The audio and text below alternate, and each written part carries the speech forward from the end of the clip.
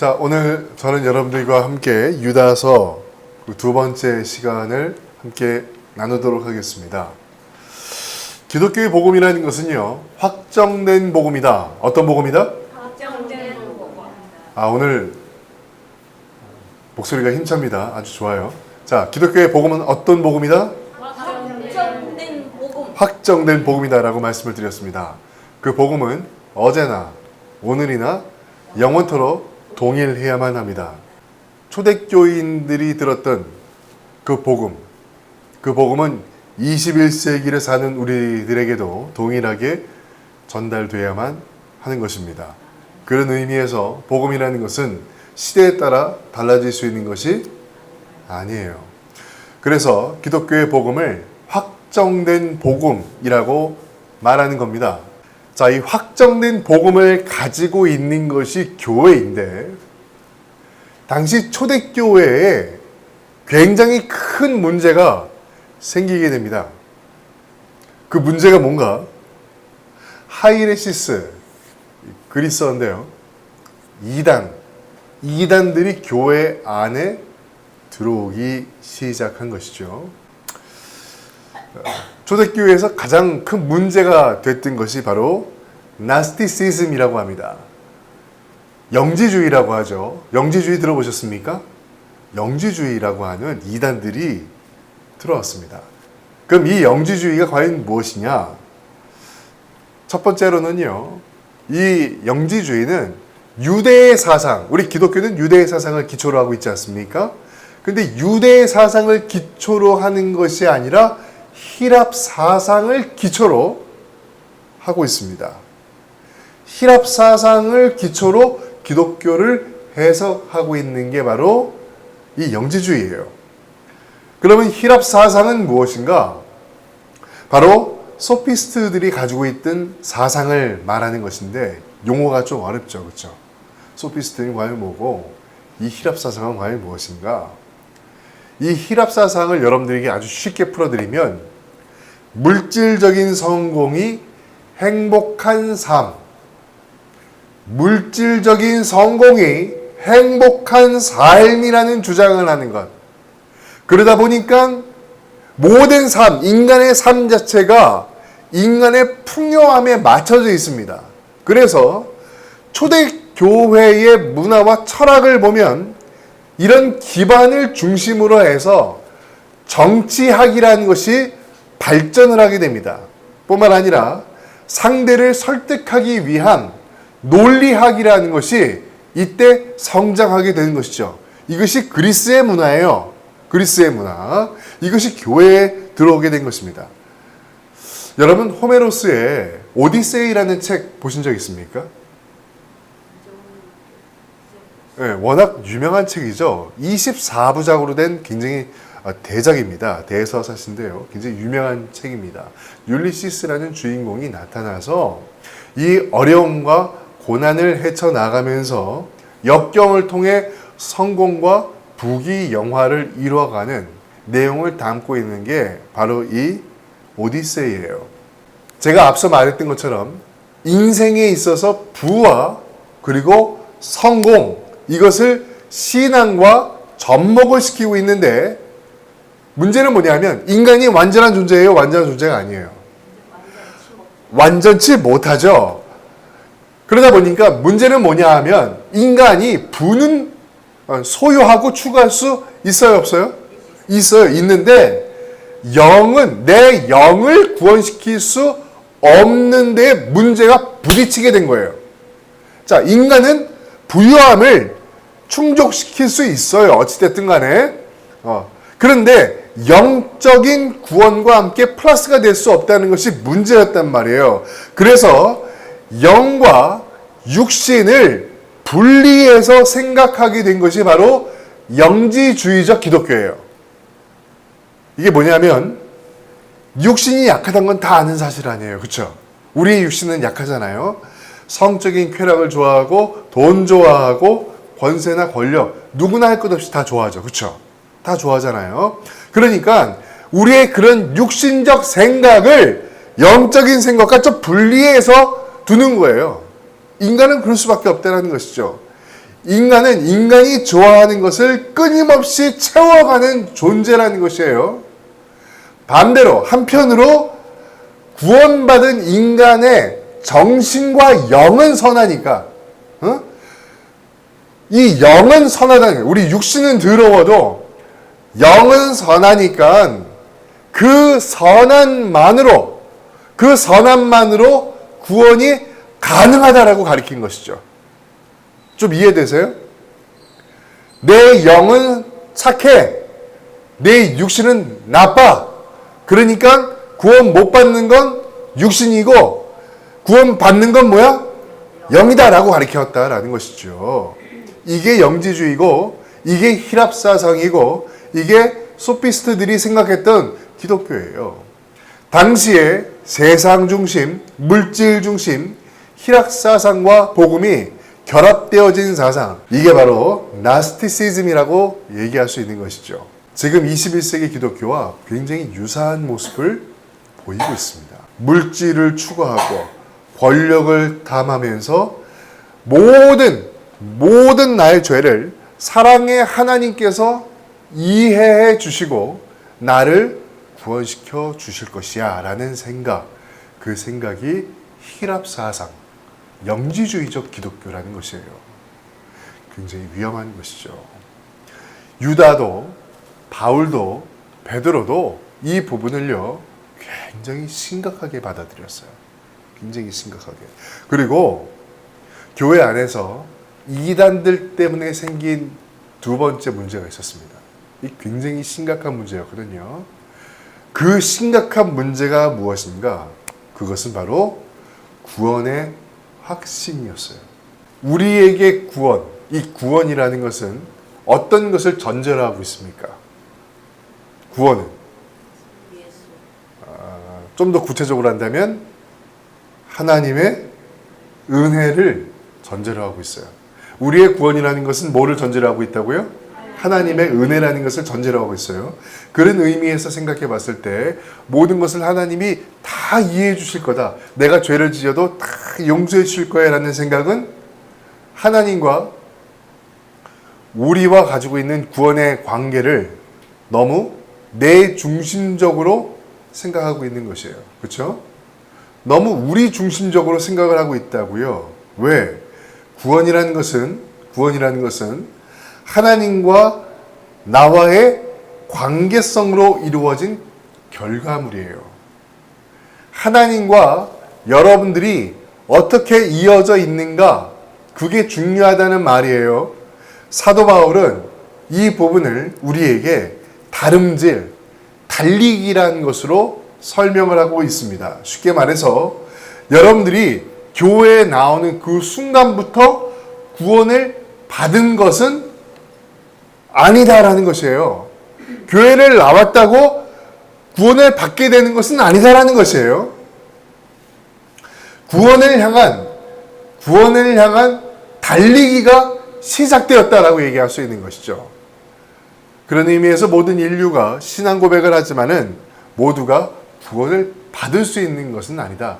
단 구원의 조건, 그 조건이 시작되었다라고 얘기할 수 있는 것이죠.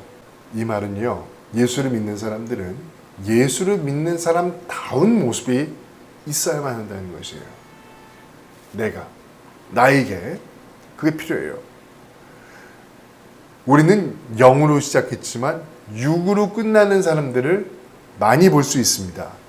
처음에는 정말 순수했는데 나중에는 내 위주의 신앙과 돈과 명예를 찾는 신앙으로 바뀌는 경우를 우리가 심심치 않게 볼 수가 있습니다. 사도 바울은요, 이런 부분에 대해서 갈라디아서 3장 3절에서 이렇게 얘기합니다. 너희가 이렇게 어리석냐? 너희가 성령으로 시작하였다가 이제는 뭘로 마치었느냐?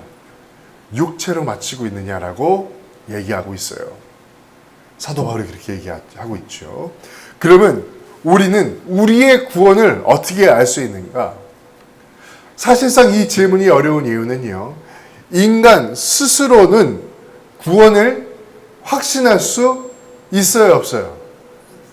인간 스스로는 할 수 있죠. 내가 구원받았습니다라고 할 수 있잖아요. 그런데 그 생각 자체가 나 혼자만의 생각일 수 있다는 사실이에요. 나 혼자, 나만의 생각. 저희 순복음에서 많이 쓴 것 중에 하나가 로마서 10장 10절 아닙니까? 어떤 말씀이죠? 너희가 사람이 마음으로 믿어 의에 이르고 그리고 또 입으로 시인하여 구원에 이른다라고 해요. 이것을 어디에 씁니까? 죽기 직전의 사람들한테 자, 빨리 신앙 고백하세요. 입 벌렸어요? 아멘 한 거죠? 자, 아무 계시는 구원받았습니다. 할렐루야. 또 새신자 영접 기도할 때 이걸 많이 씁니다. 근데 제가 볼 때 이건 좀 잘못된 말이라는 것이에요. 왜냐하면 마태복음 7장 21절에 보니까 뭐라고 나와 있습니까? 주여 주여 하는 자마다 천국에 다 들어갈 것이 아니요 다만 뒤에 말이 중요합니다.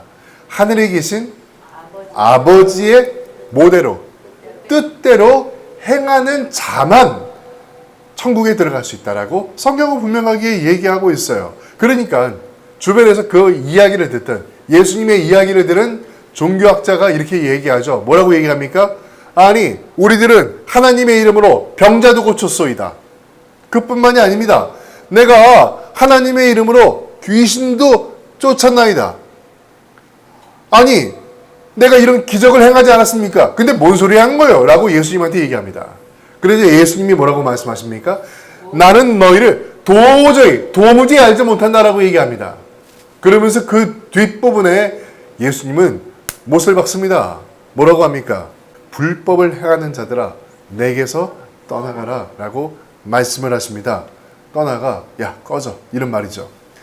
아무리 목회자라고 해도요, 아무리 전도사라고 해도요, 하나님의 법을 따르지 않고 세상을 좋아하는 사람들이 있어요. 아무리 장로고 권사고 다 필요 없습니다. 중요한 사실은 내가 하나님 앞에 하나님의 법을 따르지 않는다면 구원받기 어렵다라는 것이에요. 정리를 좀 해보자면요, 구원이라는 것은 내 자신이 확신을 한다고 해서 얻을 수 있는 주관적인 사건이 아니다. 구원은 하나님과의 관계다라는 것을 성경은 얘기하고 있는 것이죠. 우리가 살고 있는 이 세상 자체가 불안하고요, 워낙 확실한 게 없다 보니까 마치 이 구원이라는 것을 보험 상품을 파는 것처럼, 보험을 파는 것처럼 복음을 설명하는 목회자가 있습니다. 나중에 어떻게 될지 모르니까 일단 한번 믿어보시라는 거죠. 일단 한번 믿어보라는 거예요. 믿음이 임하면, 믿으면 축복이 임하고 병이 치유된다는 것이죠. 자, 이렇게 해서 교회에 나오게 하는 게 맞습니까? 틀립니까? 이렇게 해서 교회에 나온 사람들은요, 자기한테 주어지는 게 없잖아요? 그럼 교회에 안 나와요. 구원의 본질에 관심이 없어요. 제가 전에 말씀드렸잖아요. 제가 운동하고 있는 헬스클럽, 거기서 청소하시는 분이 있다고 그랬죠? 그분 사업할 때 열심히 교회를 다녔다고 얘기하세요. 근데 지금 왜 교회 안 다니십니까? 라고 하니까 뭐라고 했다고요? 사업 실패한 이후로 안 가고 있습니다. 난 그 말에 충격을 받았어요. 진짜 큰 충격을 받았어요. 그 다음부터는 아예 안 나간대요. 짜증나서, 신경질 나서. 하나님 계시냐 이거예요. 아니 자기가 사업할 때 어느 정도 좀 되고 그럴 때는 하나님 살아계신 거고, 하루아침에 사업이 부도가 나니까 그때 하나님 없는 거예요? 이게 그런 신앙이에요. 어느 때부턴가 구원의 확신을 갖는 게 한국 교회에서 굉장히 중요한 주제가 돼버렸어요. 구원이 중요한 것이죠. 근데 구원의 확신이 있어야 믿는 것이야 라고 말하는 사람들이 있는 것이고, 정말 그렇게 생각하는 사람들이 많고, 그러다 보니까 의외로 잘못된 행위로, 잘못된 모습으로 변질되는 경우가 있어요. 구원을 확인하기 위해서 여기에만 집중을 하다 보니까 방언을 연습한다던가 얘기했잖아요. 아니면은 헌금이나 11조를 통해서 나의 구원적 행위만을 확인하려고 하는 비기독교적인 기형적인 신앙을 가지게 됐다는 것입니다. 중요한 건 나에게 있어서 내가 어떻게 살아가고 있는가 여러분들이 잘 알잖아요. 그거에 집중을 해야 되는데 그거를 생각하는 게 구원받은 사람의 본질인데 구원의 확신만을 갖고 있으니까 잘못된 행위로 자꾸 변질되고 있다고요. 이게 지금 우리의 기독교예요. 왜 잘못됐다라고 얘기하는 것인가? 생각해 보십시다. 구원의 확신이라는 것이 뭐예요? 사실상 구원의 확신, 나는 구원받았어요 라고 하는 것 자체, 그 자체는요, 인간의 심리적 요소가 많이 들어가 있어요. 아니, 목사님 어떻게 그런 말씀을 하실 수가 있습니까? 그러면은 구원을 확신하는 당신의 삶은 어떠냐 이거예요. 정말 구원받은 사람처럼 살고 있어요? 권력과 명예를 내려놓고 하나님의 사람답게 살 수 있냐 이거예요. 목사님 그런 게 기독교입니까? 맞아요. 그건 당신이 부정할 뿐이죠. 성경적 근거를 대라 이거예요. 아니라 그러면 아니라고 좀 믿어야죠. 생각해 보세요. 인간은 심리적 영향을 받아요. 이게 무슨 말이냐면 여러분 저 보세요. 자, 여러분 기분에 따라서 우리의 신앙적 형태가 솔직히 바뀔 때가 있잖아요. 그렇죠? 여러분 기분 좋은 일이 생겼어요. 아주 기분 좋은 일이 있어. 그럼 교회 가는 발걸음이 어떻겠어요? 아주 날라가지. 그렇잖아요. 꽁돈 200만 원 생겼어. 300만 원 생겼어. 꽁돈이 갑자기 어떻겠어요? 말씀에 은혜가 돼요. 막. 그냥 지갑에 돈이 그냥 빵빵하니까 왠지 모르게 기분이 좋아. 그러니까 할렐루야라는 말도 많이 나오고 아멘이라는 말도 많이 나와요. 근데 내가 오늘 기분이 아주 죽 썼어요. 정말 기분 안 좋아. 그게 신앙의 영향이 있어요, 없어요? 있잖아요. 솔직히 있잖아요. 자, 인간의 감정, 인간의 심리. 인간은 이렇게 변덕스러워. 인간은 변덕스러워. 그렇기 때문에 이따위 인간의 심정과 감정에 구원의 확신을 둔다는 것 자체가 그 자체로 미련할 수 있다는 것이에요. 인간 왔다 갔다 하니까. 그래서 이 구원의 확신 그 자체의 문제를 두기보다는 아까 얘기했죠. 나는 구원받았습니다 라는 그 말 한마디에 무게를 두는 것보다는 나는 어떻게 살고 있는가. 더 놀라운 사실은요, 여러분 성경에는 여러분들의 구원의 확신에 대해서 관심이 별로 없어요. 관심 별로 없다고. 왜? 왜 관심이 없을까? 나는 구원받았습니다라고 고백하는 것에 대해서 왜 관심이 없을까? 그 이유는 구원의 기만성 때문이에요. 맨날 거짓말하는 사람한테 그 말 믿을 수 있겠어요? 맨날 우리들은 예수님 사랑한다고 하는데 하는 짓 보면은 다 세상 사랑하고 있거든. 우리들은 다 거짓말하고 있거든. 하나님뿐이 없습니다라고 하지만은 우린 사람 사랑할 때도 있고 세상 사랑할 때도 있고 음료를 사랑할 때도 있고 바벨론을 사랑할 때 있잖아요. 그렇잖아요. 이게 기만성이잖아요. 구원의 기만성 때문에. 여러분들이 잘 알잖아요. 어떤 사람인지. 안 그래요? 저는 여러분 모를 수 있어요. 하지만은 나는 나를 잘 알아요. 박 목사는 박 목사가 어떤 사람인지 알아요. 참 추하다. 참 더럽다. 참 모자르다. 난 내가 어떤 사람인지 알아요. 그래서 너는 내 스스로를 생각해 볼 때 나는 구원받았습니다라는 말을 함부로 못해요. 왜? 그건 구원의 기만성이에요. 여러분들은 여러분들의 삶을 잘 알잖아요. 여러분들의 성격을 잘 알고 어떤 인간인지 알잖아요. 그래서 성경은 그런 생각을 가진 너희들이 구원에 대해서 함부로 이야기하는 것을 경고하고 있습니다. 사도 바울은요, 갈라디아서 6장 7절에 이렇게 얘기하고 있습니다. 야, 너희 스스로를 속이지 말아라. 하나님은 업신여김을 받지 않는 분이시다.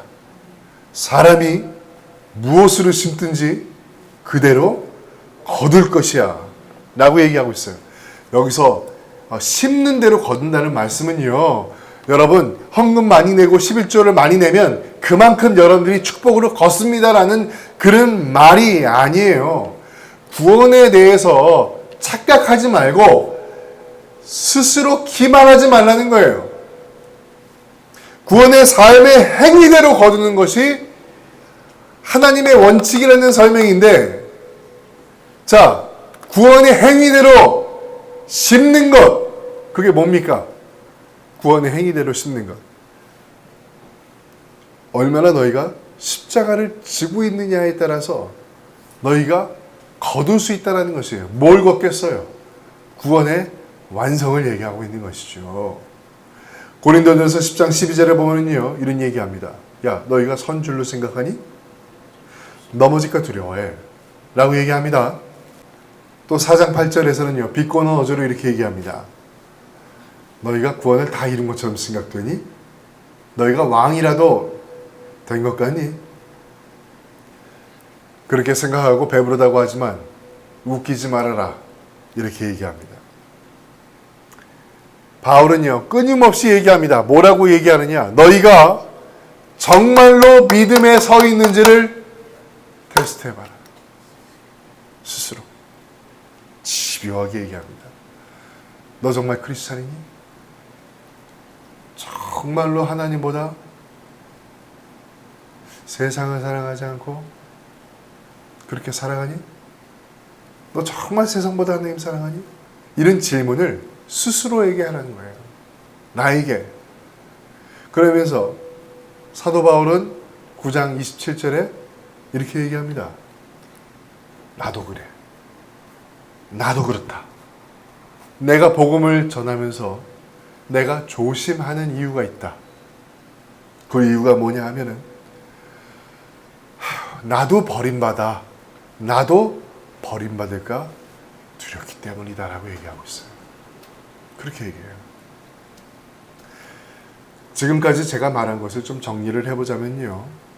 우리가 이러한 우리의 삶의 두려움 없이 나는 구원받았습니다 라고 얘기하는 것 자체가 교만함이라는 것이죠.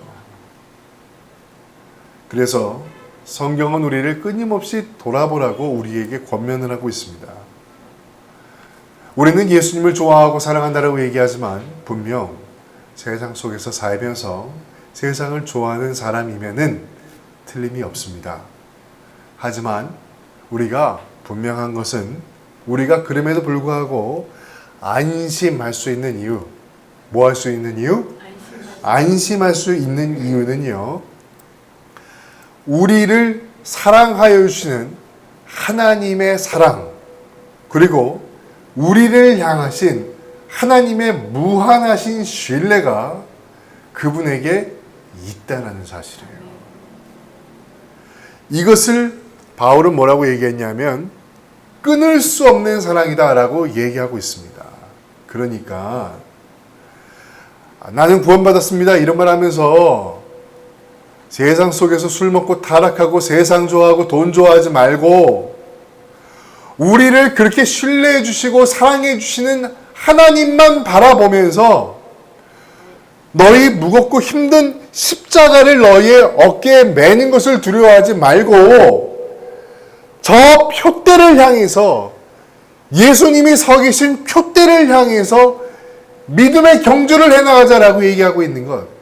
이게 진짜 기독교라는 것이에요.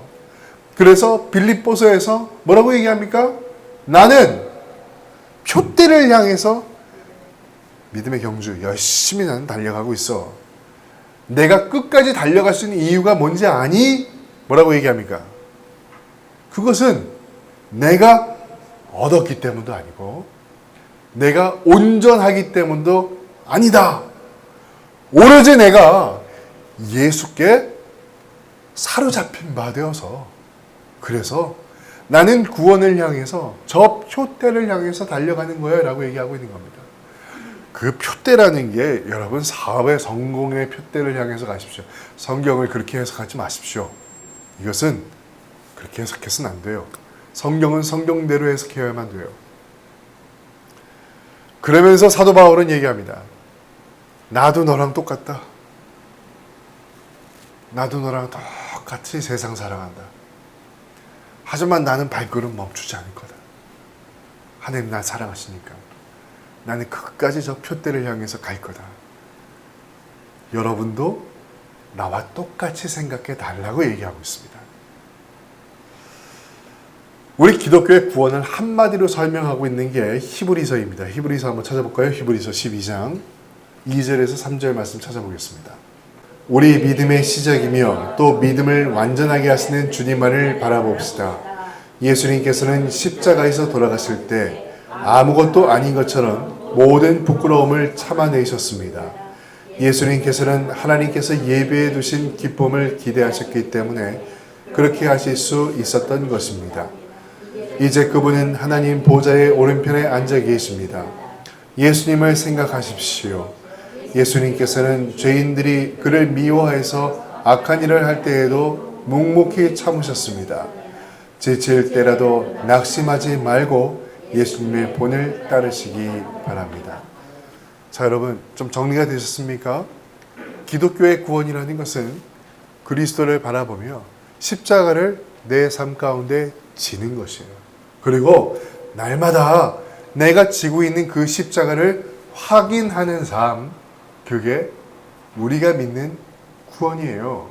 그런데 이 기독교 안에 이단들이 들어오기 시작하면서 육신의 생각과 영의 생각을 분리해서 나는 역시 육신은 이렇게 더럽지만 영은 깨끗하기 때문에 영이 구원받았다는 그러한 생각을 사람들에게 주입하기 시작한 것입니다. 그래서 교회 자체를 흔들어 놓기 시작했어요. 이 점을 바로 유다는 굉장히 걱정을 했던 것이죠. 그 걱정하는 부분이 유다서 4절에 나오고 있습니다. 4절, 본문 4절을 읽도록 하겠습니다. 시작. 몇몇 사람들이 몰래 여러분 가운데 들어왔고 그들은 자기들이 한 짓 때문에 벌을 받게 될 것입니다. 이런 사람에 관해서는 예언자들이 오래전에 기록해 놓았습니다. 그들은 하나님을 반대하고 하나님이 주시는 은혜를 죄 짓는 데 사용하였습니다. 또한 단 한 분이신 통치자 곧 우리 주 예수 그리스도를 거부하였습니다. 자, 이 부분은 지금 시대적 배경이 초대교회인데요. 초대교회에서 이런 이단이 나와서 하나님의 교회를 흔들 것이다 라는 것을 성경이 이미 예언하고 있다 라고 얘기하고 있죠. 요한계시록에도 지금의 교회에 대해서 예언한 부분이 있죠. 그렇죠? 교회의 타락을 예언한 부분이 분명히 있습니다. 여기 보니까 몰래 교회에 들어온 이단들 때문에, 여기 나와 있잖아요. 몰래 교회에 들어온 이단들 때문에 교회에 다니고 있음에도 불구하고 아니 보니까 이 교인들이 세상을 사랑하고 하나님보다 돈과 명예를 더 사랑하고, 그리고 심지어 하나님이 주신 은혜가 뭡니까? 하나님이 주신 축복을 죄를 짓는 데 사용하고 있다는 것이에요. 하나님이 나에게 주신 축복을 나를 위해서 쓰고 있는 거죠. 내 쾌락을 위해서 그렇게 쓰고 있더라. 이걸 본 유다가 걱정을 하고 있는 거예요. 사랑하는 여러분, 복음과 하나님의 법과 세상의 법이 함께 있을 수 있습니까? 없어요. 그런 의미에서 여러분 세상을 너무 사랑하지 마세요. 그리고 세상 사랑하면서 함부로 나는 구원받았습니다 라는 말을 하지 말라는 거예요. 바울과 유다의 권면처럼 내가 구원의 길에 들어섰다면 내가 그리스도의 도구로서 도구로서 어떤 선택을 해야만 할지를 고민하라는 것입니다. 기도하라는 것이에요. 도구화되지 못하면 절대 기도하지 않습니다. 기도를 안 하면 내 중심적 생각, 기도를 안 하면 하나님과 멀어진 내 중심적 생각을 할 수밖에 없다는 겁니다. 나만의 생각, 내 안에서의 세상, 내가 어떤 선택을 할 것인가를 판단하지 못하고 내 중심적인 생각 속에서 살아갈 수밖에 없습니다. 하지만 기도하는 사람들은 나를 그리스도 안에 묶어넣고 그 안에서 권면을 하면서 바꿔나가는 삶을 살아가는 거죠. 내 언어, 내 생각, 내 모습을 바꿔나가는 것이에요. 이게 진짜 복음이고 이게 진짜 기독교라는 것을 마음속에 꼭 새겨 넣으시길 주님의 이름으로 축원드립니다.